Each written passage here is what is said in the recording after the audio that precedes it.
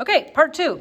We are now going to put in openings because you're going to ultimately, in your final piece, put in 2 or more openings. You're then going to add objects. This is really open, but you definitely do the basics, and then I want you to have fun with it and get creative with your room in general. It could be an art studio. It could be a vacation home. It could be, also you could do a 2-point. You could do a city, as long as you're using the correct linear perspective techniques.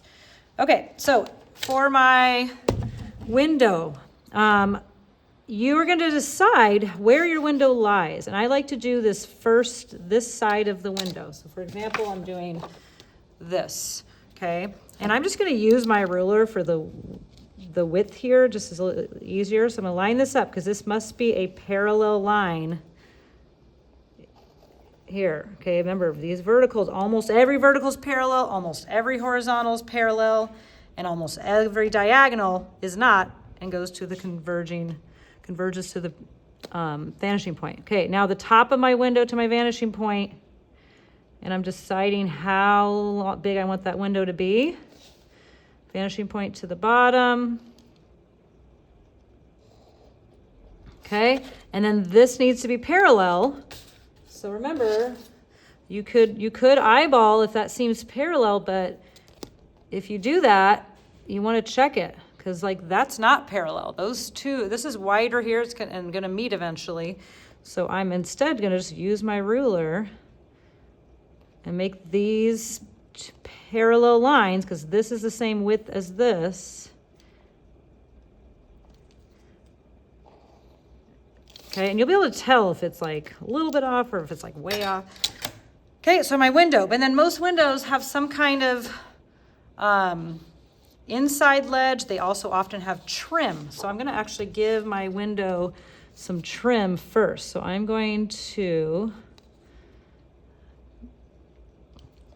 do this. Okay, so the edge of that then needs to be to the vanishing point. So this is giving it trim. Okay, and then this is going to be smaller. This trim is the same as this, but it's further away, so it's going to look smaller, okay? And then this is actually a diagonal that's just kind of like a stylized thing that sometimes windows have or picture frames have. You can decide.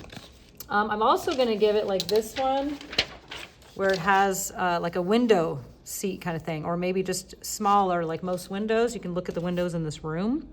So I'm going to make it like this. I need this to be parallel, like it's kind of a bigger window. And I'm going to have it be about this big here. So I need to use the vanishing point. Okay, this is where there's an odd diagonal.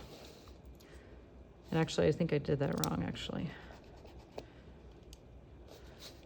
This is where I get messed up, actually, is this window. So let's see, and again, I'm telling you, I also find linear perspective to be kind of confusing sometimes. There's often going to be I get it, and then there's something I don't, and that's okay. This is where I get confused. I think that's correct, even though it doesn't look correct. So that would be one of those rare diagonals.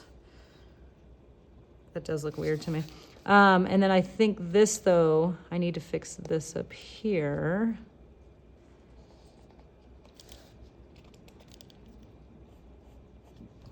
Okay, that I think is correct, recessed window. Okay, so again, I would actually have somebody be does that look right? Will you help me? And if not, you can help each other. Okay, so then, doors, openings, you can add lights. I encourage people to put in furniture for sure. When I get back, I can demo more of those examples. Also, Mr. Wolf can share some more examples with you as well. And you can look at the slides and have fun. Please, please, please make sure that I would want to come back to hearing that everyone was wonderful and helpful and cleaned up and on task, because you all are amazing. I know you can be the best for my substitute. And thank you very much.